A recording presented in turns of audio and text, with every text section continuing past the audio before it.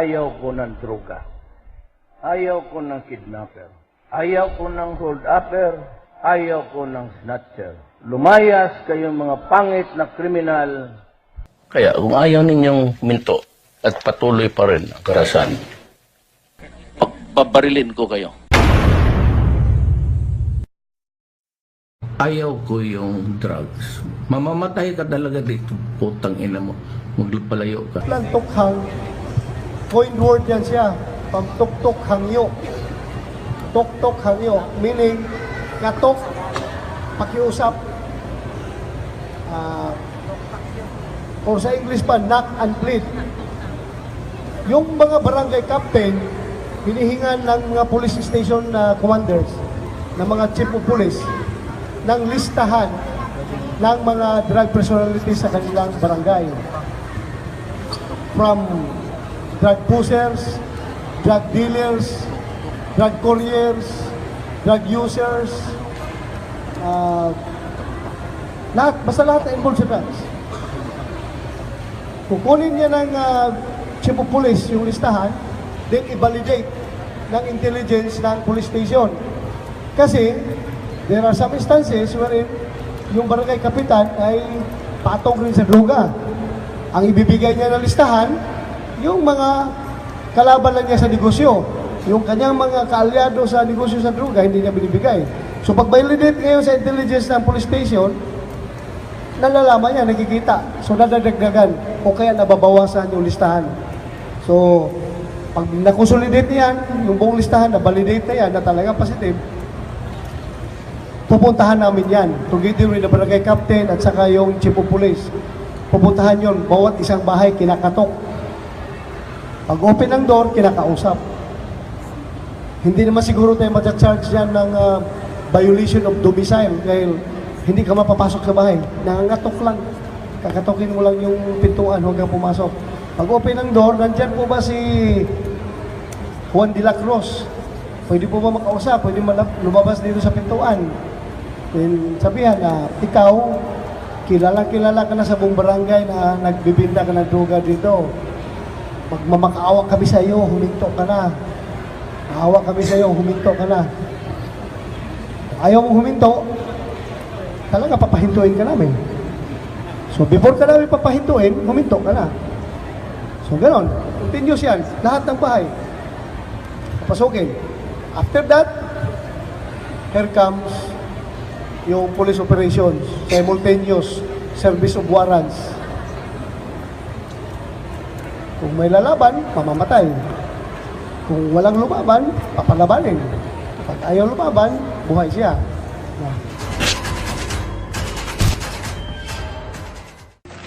Dok Maringat at RJ, kayo ay natala sa aming barangay na isang user at pusher. Kayo ay binibigyan namin ng pangalawang pagkakataong sumuko dahil ayaw namin sa barangay matiktik ang user at pusher. Hindi kami papayag na madumihan ang magandang imahe natin at makontrahan ang ating pagprogreso. Papayag ba kayo mga kasama na may pusher at user dito sa ating barangay? Ngayon, ibinibigay ko ang mikropono sa ating hepe ng pulisya.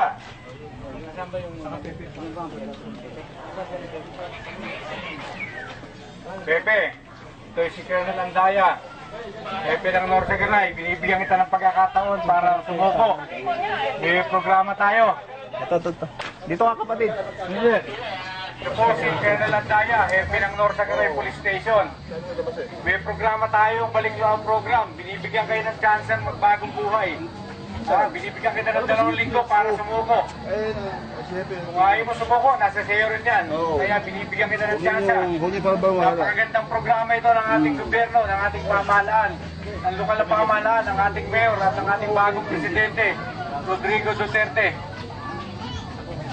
Kung ayaw mo po sumuko, pwede rin po. Hindi po kami namimilit. Kung gusto nyo, 6 feet below the ground. Binibigyan na namin kayo ng chance para sumuko. Mga pusher at user dito sa sitio na ito. Huwag po nating antayin na dumating ang pagkakataon na mag-abot tayo. Ha? May programa kasi kami.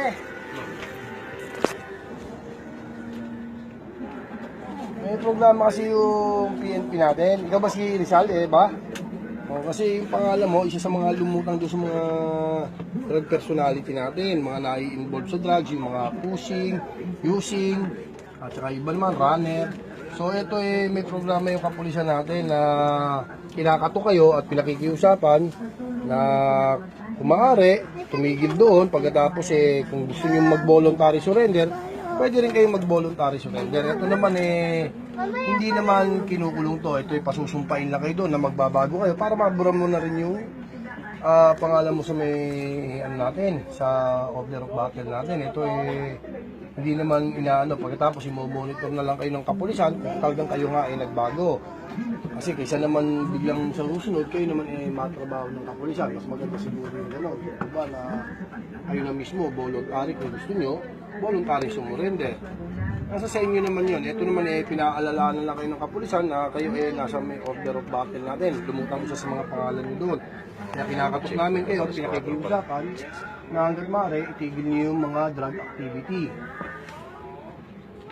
O pwede ba yun, kaibigan? Opo. Ito naman, kung natatakot ka naman sa kapulisan sumuko, kung pwede mo puntahan si barangay captain, si kapitan, si kapitan Janico. Pwede kang pumunta kay Janico sa Lunes, may mga kasamahan ka na rin na mga nakausap namin na pupunta din sa Lunes na alas 10 ng umaga. Para kung gusto mo, sabay-sabay na kayong voluntary doon sumuko. Ito naman, hindi naman kinukulong to, pasusumpain lang kayo doon, nakatunayan kayo ay magbabago. Tapos mo-monitor na lang kayo ng kapulisan natin na kung talagang kayo tumigil sa mga drug activity. Ano kaibigan? Yun na lang kaibigan ha? Maraming salamat ha? Okay, maraming salamat. Yun na lang, kung puntahan nyo lang si Johnny Cobb kasi maraming sa Lunes, pupunta kay Kapitan Johnny. Mga susurrender din, yung iba drug user, yung iba drug pusher, iba drug runner naman. Kasi lumutang pangalan mo rito, isa sa mga kinopya namin doon sa may nasa Anong category lang? Anong category? Hindi ko na Gagamit o ano? User. Nagninegosyo? User. User lang. So at least kahit pa paano para Okay, matanggal ano ang lang. pangalan mo sa may order of battle ng kapulisan kasi next week sunod-sunod na itong pagtatrabaho ng kapulisan natin kasi umupo na yung bagong presidente natin, nagpit ang kampanya ng bagong presidente sa droga, ganun din yung bagong chief PNP natin. So ganun na lang ha. Sige, maraming salamat. Kapag punta na lang kayo kay Kapitan, kung natatakot kayo sa pulis sumurrender po, pwede kayong pumunta kay Kapitan Janico ha. Panunod.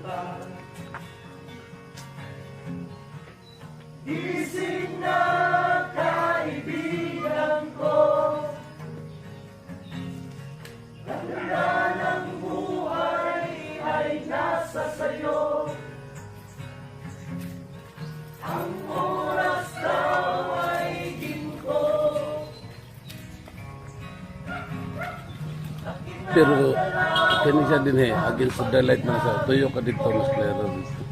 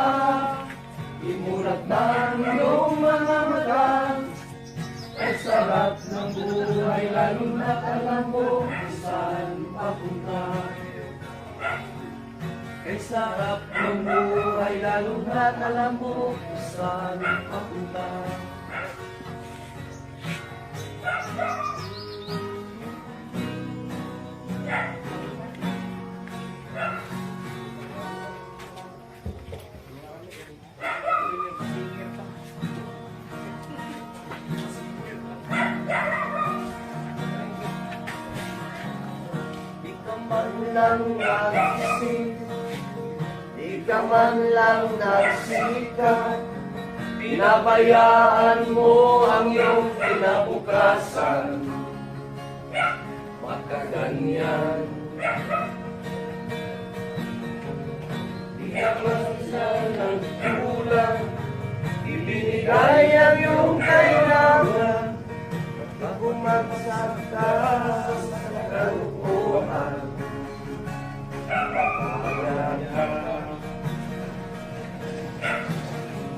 lagi kang naglalasing, ang kulang mo'y di pinapansin.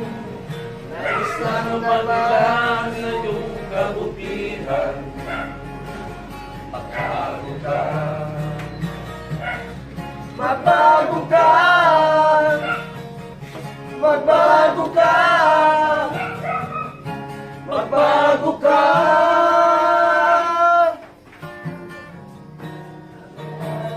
Kang ganyan, ika'y walang pupunahan, baka umabot ka hanggang sa kulungan.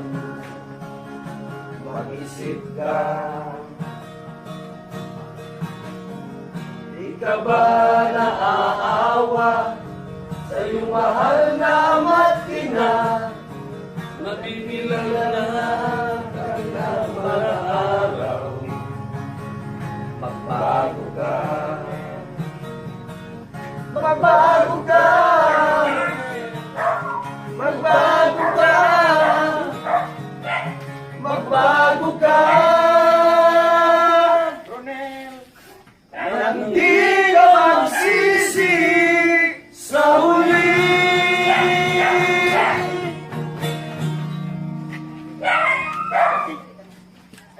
Yung butag.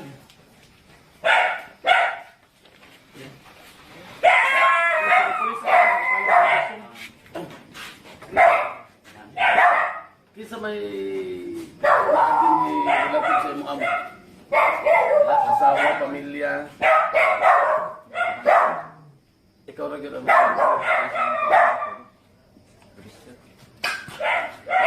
Walay pinakadungan ng pamilya. Kano sa amat mong balik? Manila sir.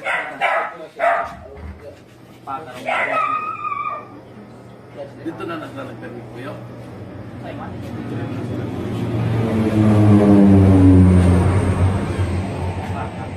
Pwede ba ni mong istorya sa iya nga nga kanis yang among gibuhat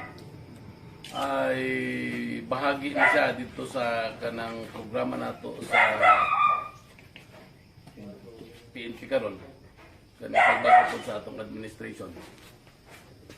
Ingnang nagharana mi dire o nagmanyanita mi dire mao ni ang atong pamaagi sa tukhang. Tuktukon hangyoon nga undangon na niya ang pagdroga. Ingon na direkta nga pagka-istorya, identified sa namo. Validated sa bata. Ang iyang mga activities, ang iyang mga involvement sa droga, naka-record na tanan sa amo.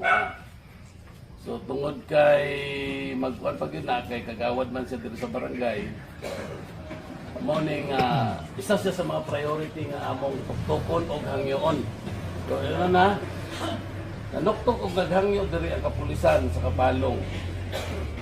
Apel gani ang barangay kaya lang na pagkuan man gamay. Kay bigado man na namo ginapa-apel sila.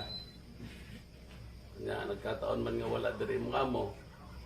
So manghinaot mi nga imong mapabot. Pwede nimong tawagan karon imong amo. Ingna maghulat mi nga mag-surrender siya. Pila ka days? Within 48 hours, mo ito'y pronouncement sa mo ang PNP.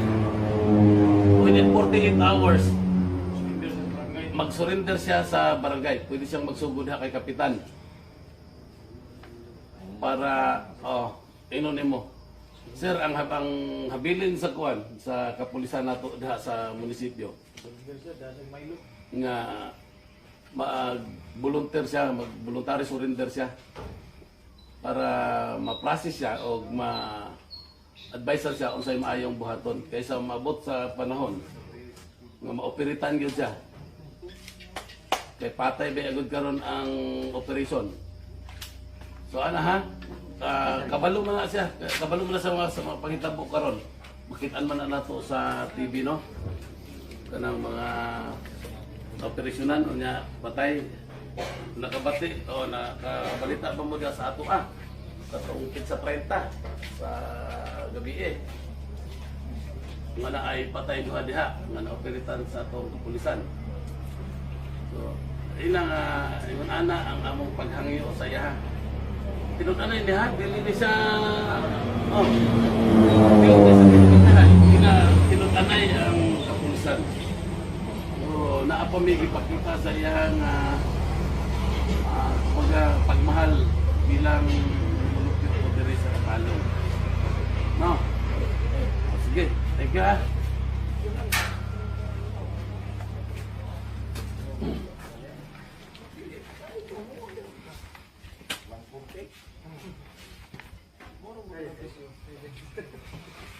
Close na lang.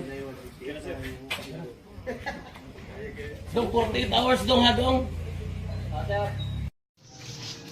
Yan yun namo na mo-surrender na sa atong barangay kapitan or sa kwerpo sa kapulisan sa Dumaguete.